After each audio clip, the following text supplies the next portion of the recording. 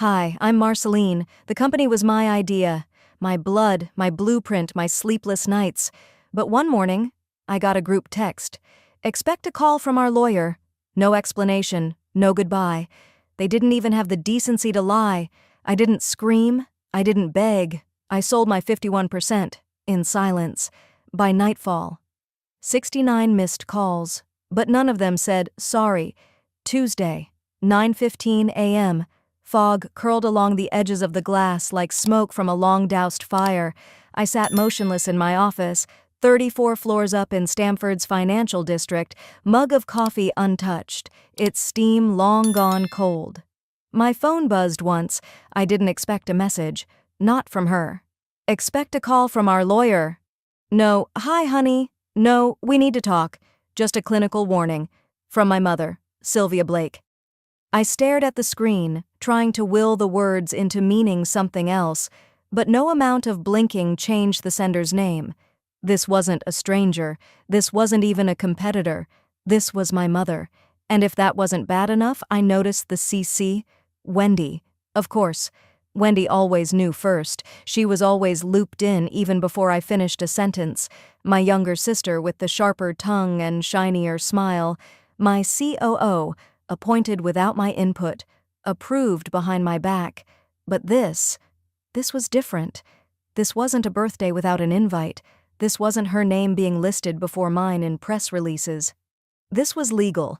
They weren't just cutting me out of dinners or headlines anymore. They were cutting me out of what I built. I turned toward the window, the skyline now swallowed by haze. Stamford in late fall always felt like it was trying to disappear. I ran my fingers over the engraved plate on my desk. Marceline Blake, CEO and co-founder. It used to mean something. Used to come with respect. And long nights. And ramen noodles at 2 a.m. while drafting product specs on napkins. I'd launched this company on nothing but willpower and a $40,000 line of credit from a community lender. My mom had joined after Dad passed, said she wanted to help with structure. I let her in, thinking she meant it as support. She meant control. Wendy came next, fresh from business school with more ego than experience. Let her shadow you, Mom had said. I did. I let her attend meetings, take calls. Next thing I knew, Wendy was scheduling those meetings without me. Giving interviews I didn't authorize, signing off on decisions with titles she hadn't earned. It had all felt so gradual, until now, until a lawyer got involved. I unlocked my drawer and pulled out a sealed manila envelope. The corners were worn from how often I'd considered opening it, but I hadn't, not until I was sure, not until they told me in plain text that I wasn't one of them anymore. 2 months ago, I'd met with a private equity firm. Quietly, carefully, I'd drafted a deal to sell my 51% stake. I didn't need the money, I needed the separation, but I hadn't pulled the trigger. I was still holding out hope, naively, that they might treat me like family. This message? This was confirmation. I peeled open the envelope. Inside was the agreement. Signed, notarized. Valuation, generous. Terms, clean. Just one signature missing. Mine. I set it on the desk. And then, I thought back to senior year, graduation, valedictorian. I'd spent 2 weeks writing that speech, practiced every night in front of the bathroom mirror. The morning of the ceremony, Mom handed me a new version, completely rewritten. This is tighter, she said, more relatable. The new version barely mentioned me. It opened with a story about Wendy helping me study. It ended with her standing beside me at the podium. That was the pattern. I carried the weight. Wendy got the spotlight, and Mom made sure of it, every single time. I looked back down at my phone. The text still sat there, unread but already burned into memory. I opened a new message. Understood. No more, no less. Not because I wasn't angry, but because I was done giving them any more of me. No explanations, no justifications, no more pleading to be seen. I hit send. Then, slowly, I signed the agreement. My name, steady and firm. I slid the document back into the envelope and sealed it shut. My fingers lingered on the flap for a second. Then I rose, grabbed my coat, and headed to the elevator. Not a single person in the office looked up as I passed. Not that I expected them to. I paused by the door, turned once, looked at the plaque one last time. Marceline Blake, CEO and co-founder. Let them strip the title. Let them install someone else. They could have the desk, the meetings, the press. They'd never get my soul again. I stepped into the elevator, pressed the lobby button, and watched the floor number tick down, like a countdown to freedom. I didn't look back as I stepped into the elevator. Not at the office. Not at the life I'd built over 2 decades. Instead, I kept my eyes on the floor numbers blinking steadily downward. 22, 21, 20, each one like a notch carved into my spine. By the time I reached the ground, I wasn't shaking, just cold. I didn't cry in the car either. The silence between Stamford and Manhattan was long and gray, like the sky above I-95. I drove with the windows up. No music, no calls. Just the soft hum of the engine and the quiet ache behind my ribs. The ache of clarity. By 2 p.m., I was stepping into a modest brick building tucked just off Lexington Avenue. It was the kind of place you'd miss if you blinked, a far cry from the gleaming towers my mother loved to flaunt. But that's why I chose it. A receptionist greeted me by name. No ID check, no fanfare. Just, "She's expecting you, Ms. Langley." Then a quiet hallway and a glass door with etched lettering, Donovan Strategic Acquisitions. Ms. Donovan stood when I entered, tall, composed, silver streak through her otherwise black hair. Her handshake was firm but warm. "You look calm," she said gently. I offered a smile that didn't reach my eyes. That's the part I rehearsed. We sat in a private corner office. No windows, no distractions, just clean surfaces and locked filing cabinets. Safe. Controlled. She slid a folder across the table. "We finalized the counterterms this morning. All assets are secure. The transition team is in place. Strict NDA on our end. No leaks." I opened my bag and took out the envelope I'd sealed that morning, placed it on top of hers. 51%, I said. Founding stake, voting control, transfer to execute upon sign-off.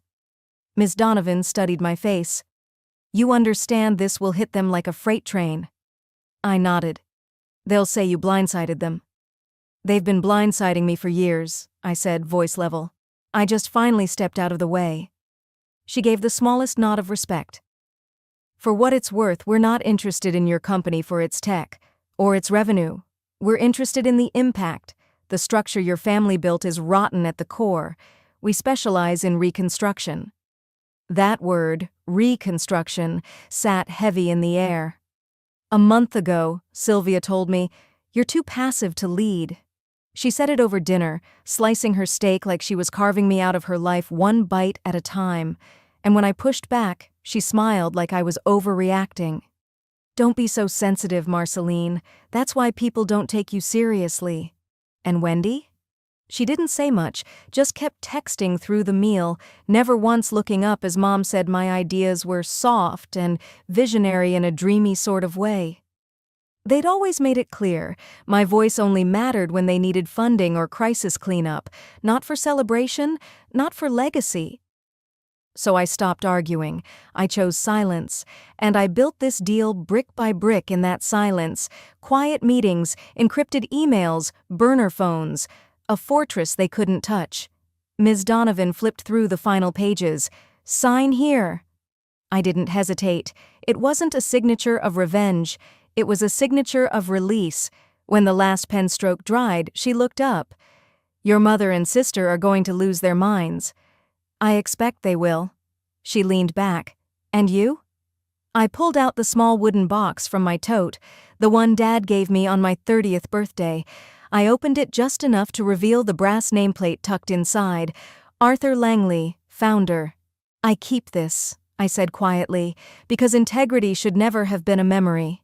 She watched me for a long beat. "You know, most people who come to us are either angry or broken."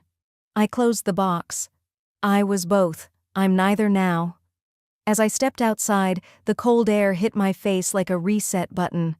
I walked to the corner, past the cafe where Dad used to take me after doctor appointments, the same cafe that now had a chalkboard sign that read pumpkin scones back in season. I didn't stop. My phone buzzed around 11:42 p.m., just as I was brushing my teeth. I glanced at the screen. Sylvia, call me, please. I stared at it. Then it buzzed again. Wendy, what did you do? Then again. And again. By the time I crawled into bed, I'd counted 68 messages. I didn't open a single one. I shut the front door behind me and clicked the deadbolt into place. The hallway light buzzed softly as I slid off my heels, the weight of the day finally pressing down, but not breaking me. I dropped my bag on the side table, exhaled through my nose, and padded into the kitchen for water. By the time I reached for a glass, my phone, abandoned near the couch, lit up across the room. Call me, please. Then another. And then 67 more. I didn't check them all. I didn't need to. Just the preview flashes said enough. Flustered names, late-night desperation, the unraveling of something they never imagined they'd lose.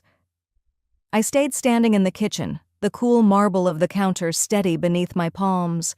My apartment in New Haven had always felt like a place apart, its quiet brick exterior, its old wooden beams, its stubborn windows. I'd bought it with my own money, renovated it myself, and tonight it felt like refuge. The screen lit again. Wendy, followed by an unknown number. Then Sylvia. I didn't pick up. I didn't need to hear their voices to know how they sounded. Sylvia's would be clipped, measured, but brittle. Wendy's would crack somewhere between insult and plea, that tone she used when she was caught lying but still thought she could flip the narrative. The texts kept piling in. You didn't really do it, right? This isn't legal. Please answer. I swear to God if you don't, after all we did for you. I sat down on the edge of the couch. My legs were trembling now, not from fear, but from the long-held tension finally releasing.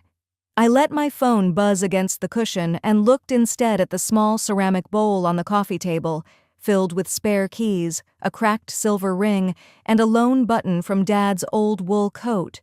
That coat used to hang on the back of his office door. The day after his funeral, it was gone. They never asked if I wanted it. A vibration against my thigh pulled me out of the memory. New text. You'll destroy the family legacy. I stared at those words. That word, legacy. As if it were something sacred. As if it hadn't already been stained long before I chose to step away. And what legacy, exactly? The one where decisions were made behind closed doors? Where I was paraded at fundraisers as the responsible daughter but never once invited to speak on record? Where my ideas were smart only until Sylvia disagreed? I stood up and walked to my desk. There, in the bottom drawer, was my old leather journal. I hadn't opened it in years, not since the last board meeting where I left feeling invisible despite having chaired every committee on the agenda. I flipped to the back and began writing. Dear Mom, I wanted to believe you'd fight for me one day. Not against me. I waited a long time to feel like I belonged. I kept thinking, if I just worked harder, stayed quieter, proved more, you'd see me. But maybe you never looked. I paused, pen hovering above the paper. Then I tore the page out, crumpled it in one motion, and walked it to the kitchen. I lit a match from the drawer and dropped the paper into the sink. It caught fast, burned quiet. No smoke alarm even stirred. I watched until it turned to ash. It was close to 2 a.m. when the texts finally slowed. My phone battery had dropped to 9%. I turned it face down again and crawled under the throw blanket on the couch. I didn't want the bed tonight. The couch, somehow, felt safer. Closer to ground level. Closer to myself. And then it came. Not from Sylvia. Not from Wendy. A short message, blinking at the top of the screen from a name I had saved under Donovan Legal, FYI. The firm has frozen outgoing cash transfers from the company. They tried to move $2.4 million, thought you'd want to know. I sat up slowly. Of course they tried. Sylvia had always kept an emergency slush fund, and Wendy had joked, half drunk at some party years ago, that she'd find a way to funnel it all to Barbados if things ever went south. I guess tonight was her version of south. I took a sip of the now warm water beside me and leaned back into the cushion. I didn't smile. I didn't even exhale with triumph. I just whispered, "Let the audits begin." The screen stayed lit longer than I expected, casting a cold glow over the dark wood floors.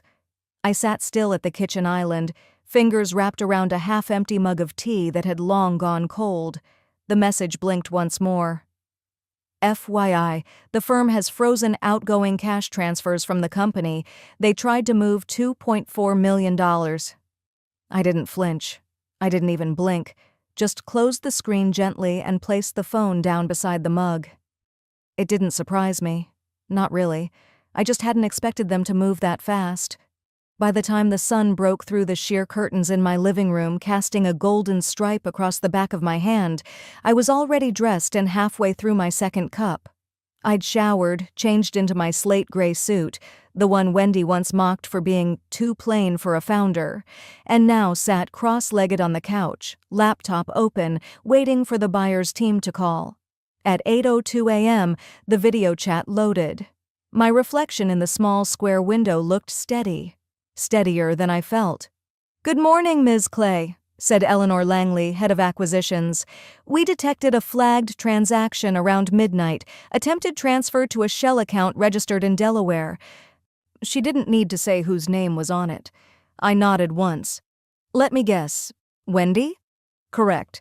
The LLC is called Synergy East Ventures, registered 6 months ago. No public operations. We traced it to her and a former board assistant." Of course, Wendy never had patience for subtlety. It had always been her way, make a mess first, spin the PR after. "We've paused all financial activity as of this morning," Eleanor continued. "Our legal team recommends a full audit. Internal memos show what appears to be consistent siphoning of funds, labeled as consulting retainers. Roughly $2.4 million this year alone." I leaned back, arms crossed. The number wasn't as shocking as the timing. They knew I was stepping out. They knew the ink wasn't dry yet. And still, they scrambled to pull what they could, like rats leaving a burning ship. Eleanor cleared her throat. "We'd like to ask if you'd be willing to stay on, not as an employee, of course, but as a transition witness. Help us ensure nothing disappears." I thought about it for less than a second. "I'll do it. Under one condition. No one gets fired yet. I want everything documented, every invoice, every email, every whisper behind closed doors. If I've learned anything, it's that people rewrite history when they're cornered." Eleanor gave a single sharp nod. "Understood. We'll proceed discreetly." By 10:15, the digital forensics team had already begun combing through archived drives. I wasn't on site, but my inbox was flooded with scanned documents, flagged transactions, and internal messages. One stood out, a memo from Sylvia to Wendy dated 7 months ago. Subject line, "Keep this under the radar, Marcy doesn't need the stress." My jaw tightened, but I didn't respond. I forwarded it to the buyer's legal team and closed the email tab. I stood and walked into the study, hands trailing along the old oak shelf. On the top row, right between my father's dog-eared business books, was the wooden box, the same one I found after his funeral. I sat down at the desk, opened the latch, and lifted the lid. Inside, beneath a few yellowing photos and the last notepad he ever used, was a small black thumb drive. Taped to it, in his handwriting, "In case they forget who built this." I plugged it into the laptop. The drive opened immediately. No encryption. Just one folder, labeled Founder's Ledger.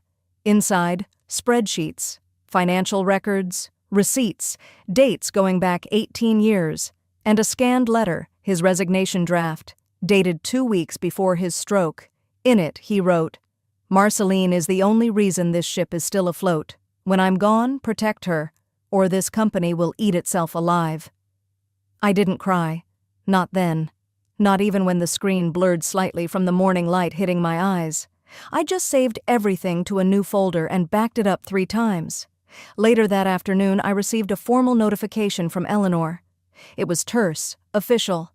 Subject: Emergency Governance Review. All board members. Attendance mandatory time. 9 a.m. Tomorrow. Location, New York HQ, 38th floor conference room. I stared at the line that said attendance mandatory and let out a small, dry laugh. They'd spent years pretending I wasn't part of the real company, that I was the soft one, the glue that didn't matter. Now they were about to find out how much glue actually held. The conference room door clicked shut behind me like a gavel hitting wood. I didn't need to check the time. I'd been staring at the invite all morning, knowing this would be the moment everything cracked open. Not just for them, but for me. They were already seated. Sylvia and Wendy sat side by side, their lawyer a few chairs away, thumbing through a folder thick enough to hold a year's worth of excuses. Sylvia's nails tapped rhythmically on the polished mahogany table. Her tell when she was nervous. I hadn't seen her nervous since the Christmas she thought I'd found out about the misplaced company bonuses. Several of the board members barely looked up when I walked in. A few nodded curtly. One looked straight down at his phone. I used to share coffee with these people, built late-night pitch decks with them. Now I was a ghost in a room I helped build, invited not as a partner, but as a witness. The buyer's legal team stood calmly at the head of the table. They didn't waste time. "Let's begin," the lead counsel said, clicking the remote. The first slide hit like a hammer. Dates, vendor names, wire transfers. A voice from the legal team spoke over the slideshow, calm, controlled. For the past 14 months, company funds have been rerouted through unauthorized consulting agreements, each one signed by either Sylvia or Wendy. These contracts linked to 3 separate LLCs, all tracing back to personal accounts, both domestic and offshore. My stomach turned at the sight of my father's name used in a shell company header. Eldon Consulting Group. He would have been sick. Slide after slide unfolded.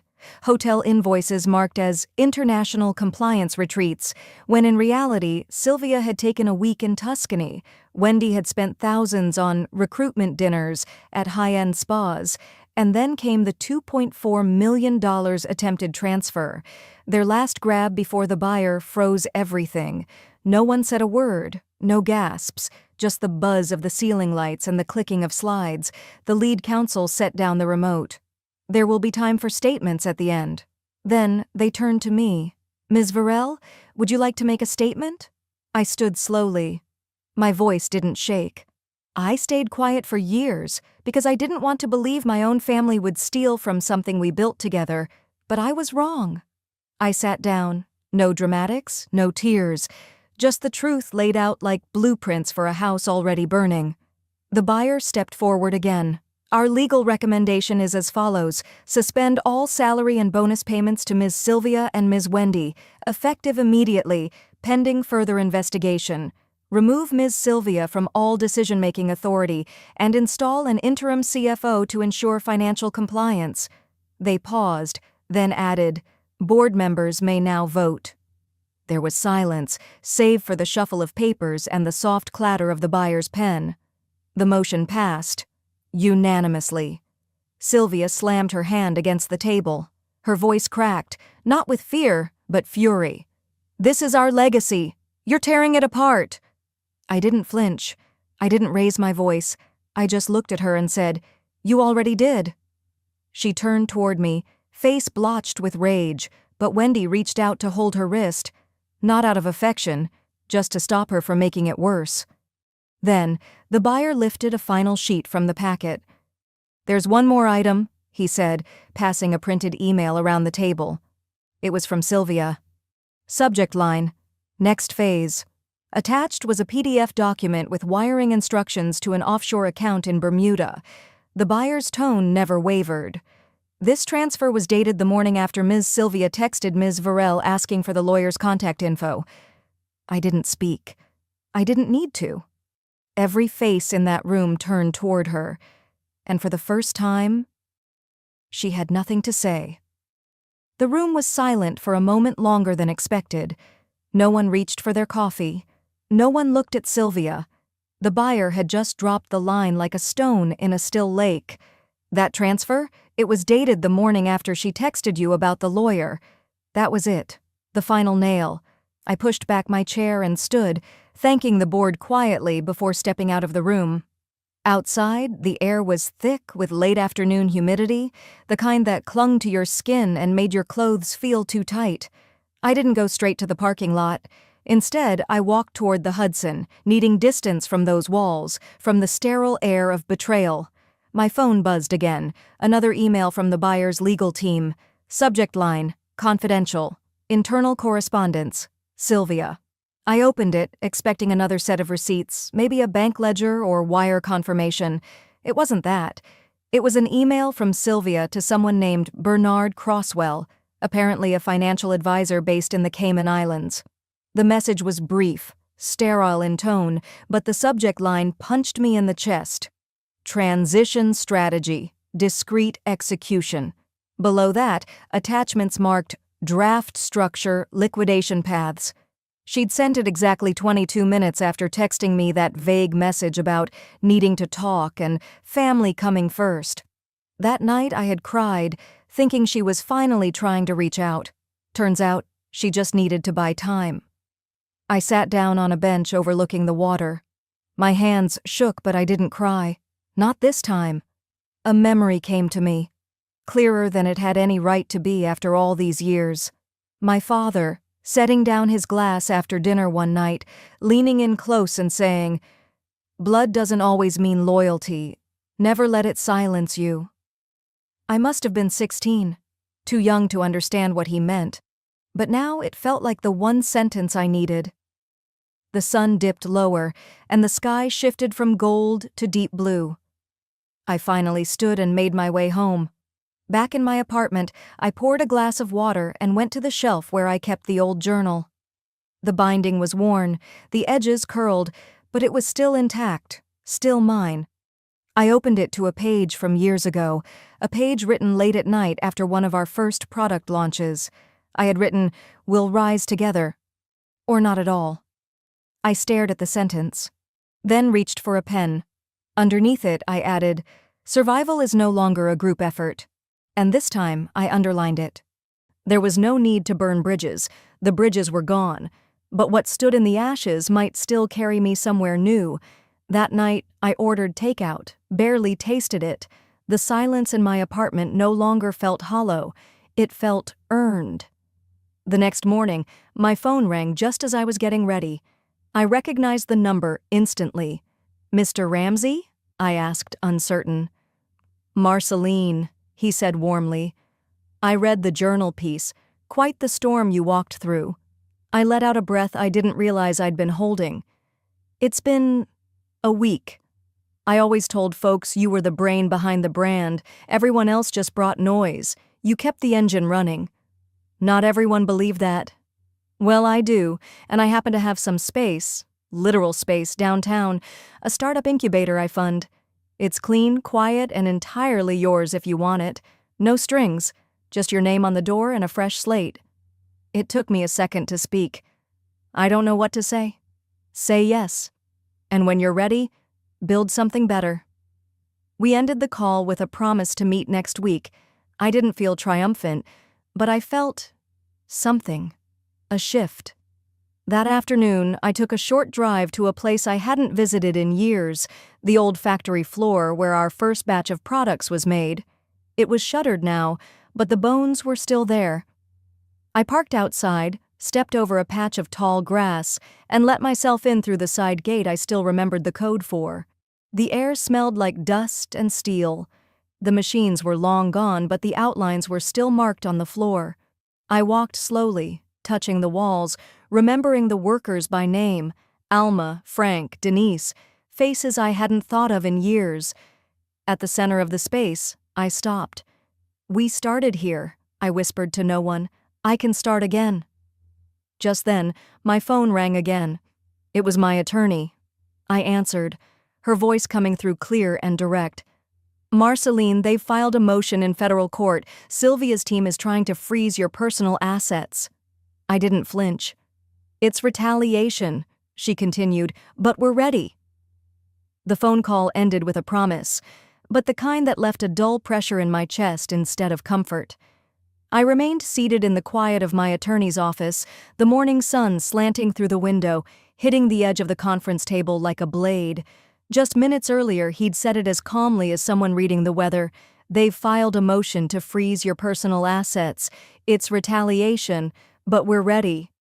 I didn't speak, not right away. I let it land. Then I stood. "Let's walk through the filing." He slid the papers across the table without hesitation. "Sylvia and Wendy are alleging malicious intent. They claim you timed the sale to inflict reputational harm. They say you wanted the company to implode." I raised an eyebrow, scanning the document. Their language was brutal. Words like sabotage, destabilize, and intentional harm painted me as some sort of villain plotting behind velvet curtains. "They're painting this as emotional warfare," he added, "claiming your exit wasn't just strategic, it was meant to hurt." "They didn't mind hurting me when they stripped my voting rights," I murmured, "or when they kicked me off the founding documents." He nodded. "We've prepared a full response. Timelines, emails, financial statements. We've laid it all out. Your actions were measured, documented. They predate their accusations by months." As I flipped to the appendix, I paused on a screenshot. It was Sylvia's text to Wendy. "She's out. I want her nowhere near this." My mouth curled slightly, not into a smile, something harder. By 11 a.m., we were already filing our counter-response. We sat across from their legal team in the deposition room by early afternoon. Everything in there felt sterile: stainless steel pitchers of water, legal pads lined up like soldiers, and in the middle, Sylvia, polished but rigid, her eyes rimmed with tired concealer. Her lawyer prompted gently, "Please answer the question, Ms. Elridge." Sylvia's voice wavered as she repeated the line. "She wasn't supposed to be part of it anymore." I didn't flinch. "Did you ever formally notify her about the board votes?" My lawyer followed up. A pause. "No," she said. "There wasn't a reason to. She wouldn't have supported the direction we were going." "So you intentionally excluded her?" "I protected the company from interference," she snapped, and then caught herself. Too late. The court recorder's fingers didn't stop moving. Later that evening, in the hallway outside the conference room, I passed Wendy. She avoided my gaze, but I caught it, just for a second, a flicker of something behind her eyes. Not guilt, not remorse. Fear. I kept walking. That night, after everything was filed, I curled up on the couch with a cup of peppermint tea. I needed something grounding. I picked up the framed photo from the side table, one from our early days at the company. The three of us, arms slung over each other's shoulders, still in jeans and lab coats. I remembered what Wendy whispered to Sylvia one Thanksgiving years ago, right after dessert when I was in the kitchen. "You know she'll outgrow all of us." At the time, I thought it was meant kindly. Now, I heard it differently. They weren't just afraid of me leaving. They were terrified of me leading. The doorbell rang just before 9 p.m. I wasn't expecting anyone. When I opened the door, a man in a dark blazer handed me an envelope. "For Ms. Marceline York," he said, not unkindly, before tipping his head and leaving without another word. I broke the seal and unfolded the letter, typed neatly on thick paper. "Drop all counterclaims. Agree not to speak to the press. We'll settle quietly." I stood in my doorway, letter in hand, while the night wind brushed against my bare arms. Quiet. That was always their endgame. The knock at my door wasn't loud, but it was certain. I opened it to find a man in a slate-gray suit holding a slim envelope in gloved hands. "For Ms. Marceline Ward," he said flatly, then turned and walked away without waiting for acknowledgement. Back inside, I stood in the kitchen, the envelope unopened on the counter next to my tea. I already knew what it was, and yet I didn't move right away. My palms rested on the cool marble as I stared down, thinking about how quickly betrayal can shift into bureaucracy. When I finally slid the letter open, my suspicions were confirmed. A formal settlement offer. It was worded politely, diplomatically even, but the tone beneath was unmistakable. "Drop all counterclaims. Agree not to speak to the press. We'll settle quietly." That was their version of mercy, Hush money. Not a word about the company, about the manipulation, or about what they'd done to me behind closed doors. Just a generous payout and a non-disclosure agreement that read like a gag order. The next morning, I sat across from my attorney, Diana, in her office. She didn't waste time. "They're not interested in resolving this. They're interested in erasing you." Her tone was even, but her eyes were sharp. "They want you gone, but muzzled, quiet, invisible. That's the point of this NDA." I nodded slowly, tapping the paper with one finger. "How generous is generous?" Diana raised an eyebrow. "Enough to tempt someone who's tired, not enough to buy your name back." We went silent for a moment. I knew exactly what they feared. Not my lawsuit, but my voice. Later that afternoon, while I was folding laundry in the living room, my phone buzzed with a text from a former colleague, Allie.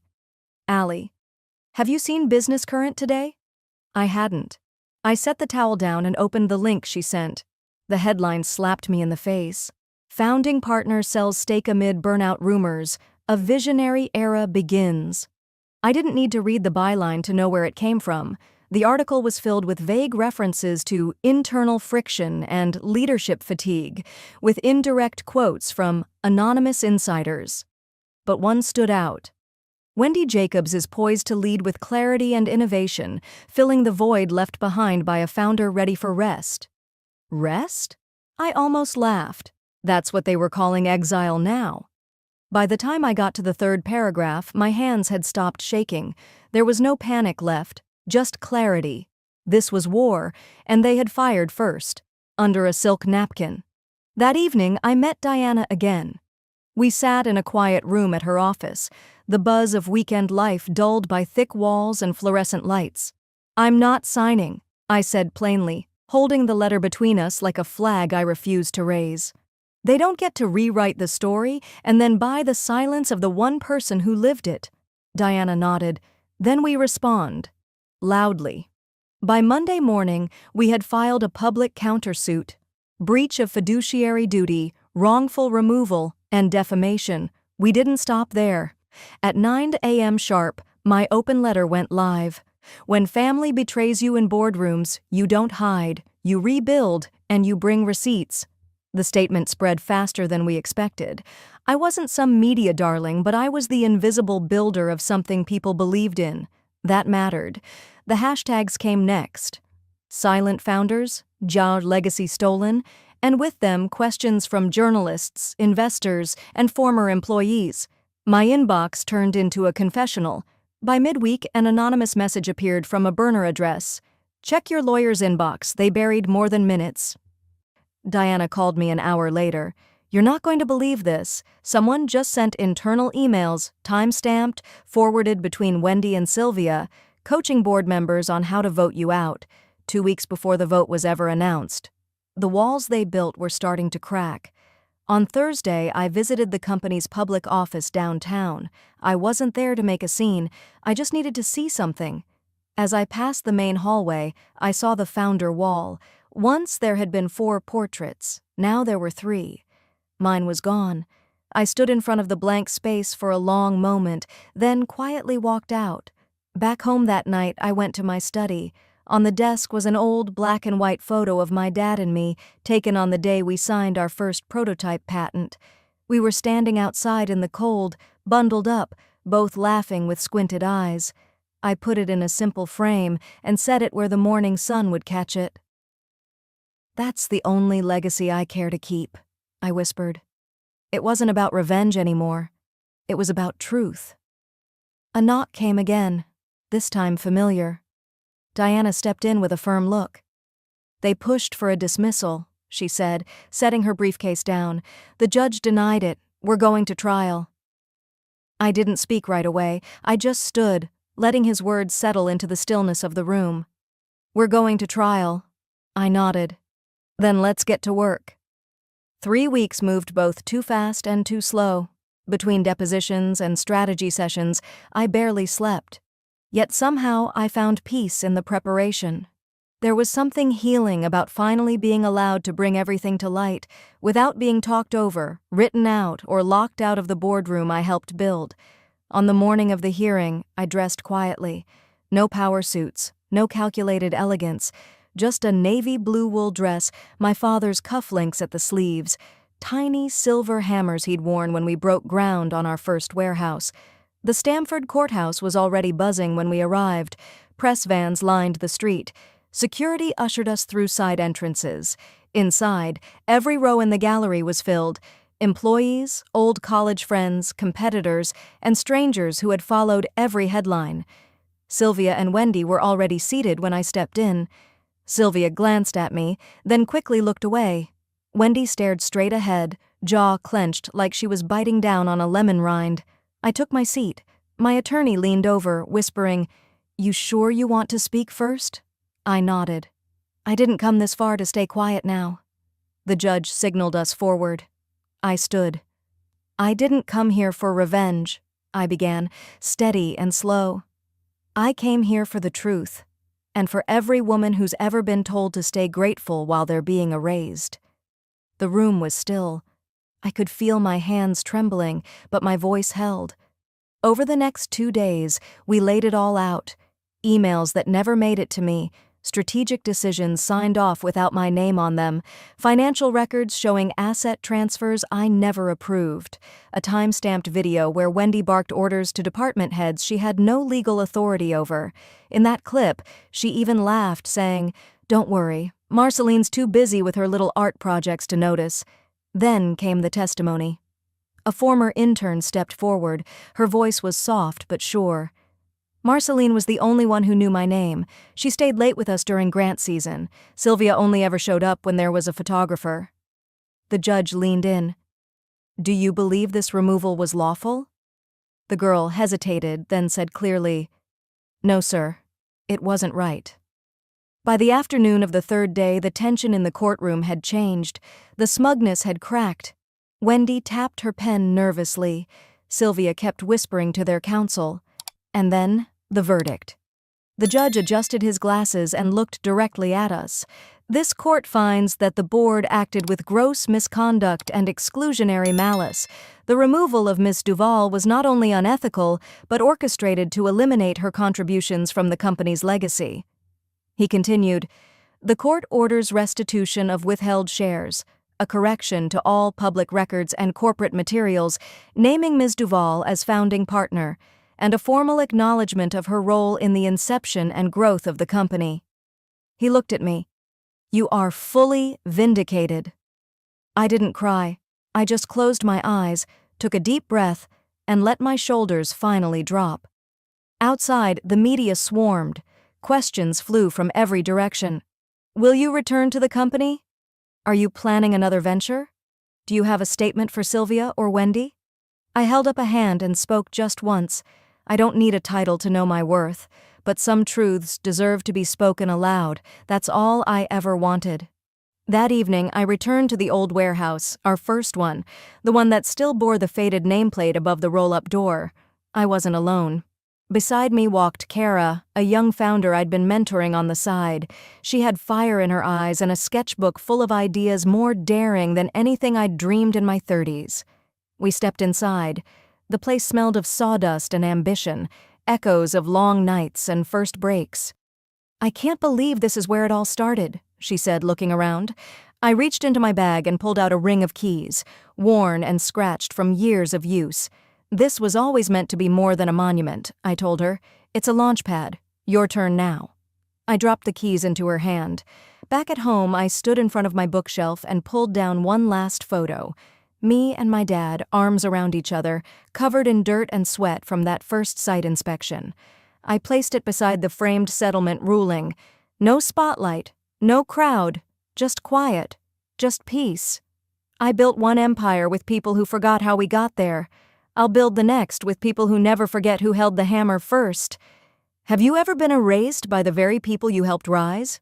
Tell me your story in the comments. I read every one.